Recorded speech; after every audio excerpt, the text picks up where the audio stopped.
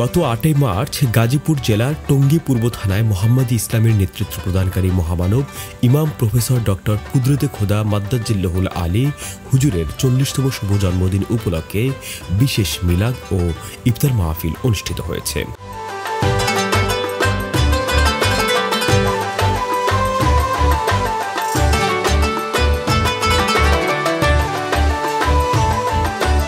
এ সময় পথচারী ও অসহায় মানুষের মাঝে উন্নত মানের ইফতার বিতরণ করা হয়।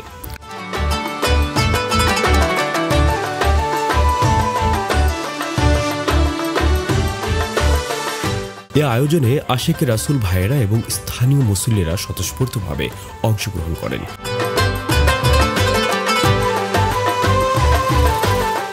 আয়োজকদের পক্ষ থেকে জানানো হয়, ইমাম প্রফেসর ডক্টর কুদরতে খোদা মাদ্দাজিল্লাহুল আলী হুজুরের আদর্শ সবার মাঝে ছড়িয়ে দিতে তাদের এই আয়োজন।